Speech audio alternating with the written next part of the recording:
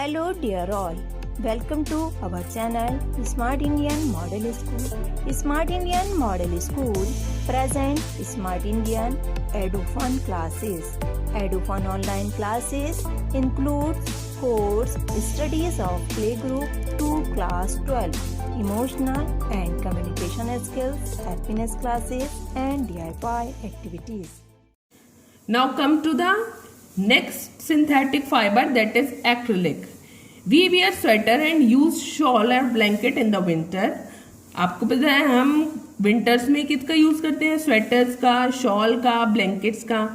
Many of these are actually not made from natural wool, though they appear to resemble wool. जबकि ये बहुत सारी ऐसी fibres होते हैं, ऐसे फैब्रिक्स होते हैं जो नेचुरल वूल के नहीं बनते हैं, बट वो किसकी तरह लगते हैं? वूल की तरह लगते हैं, रिजेंबल करते हैं वूल से. These are prepared from another type of synthetic fiber called acrylic. ये एक तरह के सिंथेटिक फाइबर से बनते हैं जिसको कहते हैं acrylic. The wool obtained from natural sources is quite expensive, whereas clothes made from acrylic are relatively cheap. जो नेचुरल वूल से, जो नेचुरल सोर्सेज से बनते हैं फैब्रिक्स, वो क्वाइट मतलब थोड़े से एक्सपेंसिव होते हैं. आप जब कभी शॉपिंग करने भी गए होंगे, आपने देखा होगा कि वो जब शॉपकीपर आपको क्या कहता है कि भाई ये तो नेचुरल वूल का बना हुआ है, इसीलिए ये कॉस्टली है. बट जो एक्रिलिक से बनते हैं, एक्रिलिक फैब्रिक से बनते हैं, एक्रिलिक फाइबर से जो फैब्रिक बनते हैं वो थोड़े से सस्ते होते हैं. they are available in a variety of color. इनमें कलर की भी बहुत सारी वैरायटी होती है.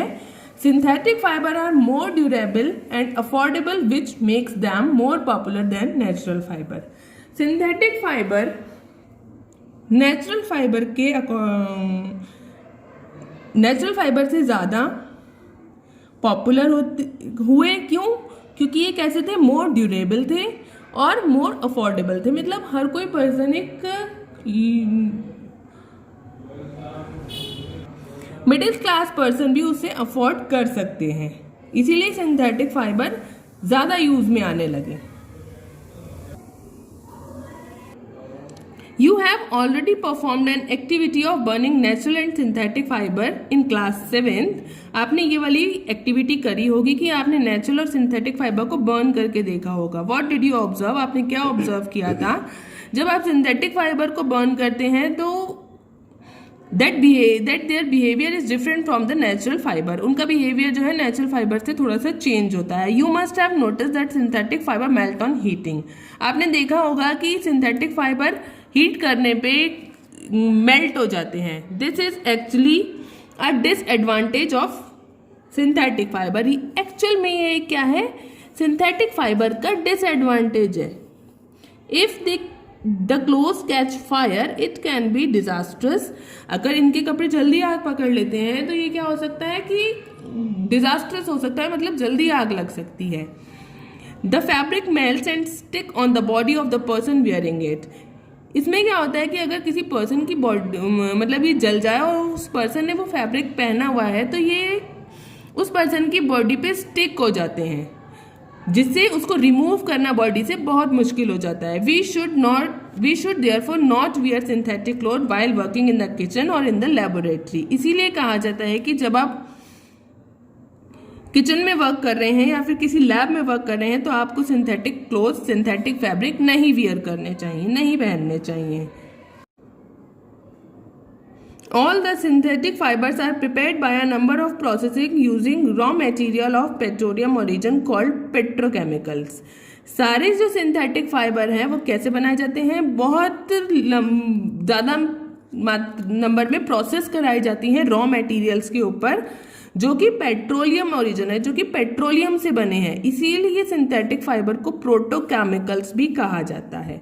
Now come to the next topic of this chapter, that is characteristic of synthetic fibre. Characteristic आपको सिंथेटिक फाइबर की क्वालिटीज पता चलेंगी. Imagine that it is a rainy day. आप इमेजिन करिए कि एक रेनी क्या है? रेनी डे है. What kind of umbrella would you see and why? Synthetic fibers possess unique characteristics which make them popular dress materials. अब आपको बताया कि सिंथेटिक फाइबर में कुछ ना कुछ यूनिक कैरेक्टरिस्टिक होते हैं जिससे आजकल पॉपुलर ये है ड्रेस मटेरियल्स में दे ड्राई अप क्विकली, क्योंकि ये क्या हो जाते हैं, जल्दी से ड्राई अप हो जाते हैं, ड्यूरेबल हैं, लेस एक्सपेंसिव हैं, readily अवेलेबल हैं एंड ईजी टू मेंटेन है। Perform the following activity and learn for your self. You should do this activity at your home.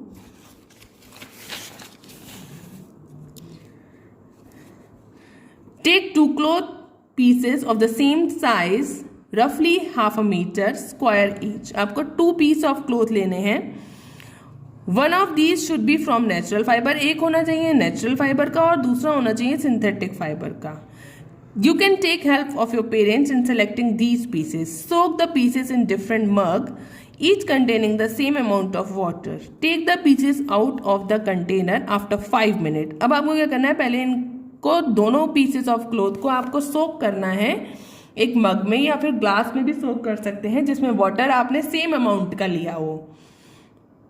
ठीक, और इसके बाद क्या करेंगे, 5 मिनट के लिए उनको डिप करके रख देंगे अपने फैब्रिक को, और फिर इनको क्या करेंगे, कुछ मिनट्स के लिए इनको स्प्रेड कर देंगे सन लाइट में।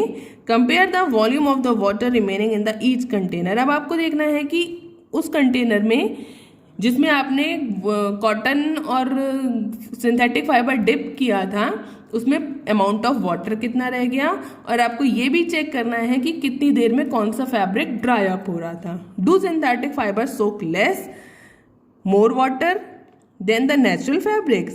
क्या सिंथेटिक फाइबर ने, अब आपको ये बताना है कि सिंथेटिक फाइबर ने कम या फिर ज़्यादा वाटर सोक किया नेचुरल फाइबर से, और दोनों में से किसने ज़्यादा टाइम लगाया ड्राई अप होने में। What does this activity tell you about the characteristic of the synthetic fabrics? Find out from your parents about the durability, cost and maintenance of these fabrics compared to the natural fabrics. अब आपको अपने parents से ही पूछना है इनकी durability के बारे में, इनकी कॉस्ट के बारे में और इन फैब्रिक्स की मेंटेनेंस के बारे में। यदि आपको हमारा वीडियो अच्छा लगा हो तो आगे की वीडियो की नोटिफिकेशन प्राप्त करने के लिए कृपया बेल बटन दबाएं और चैनल सब्सक्राइब करना ना भूलें।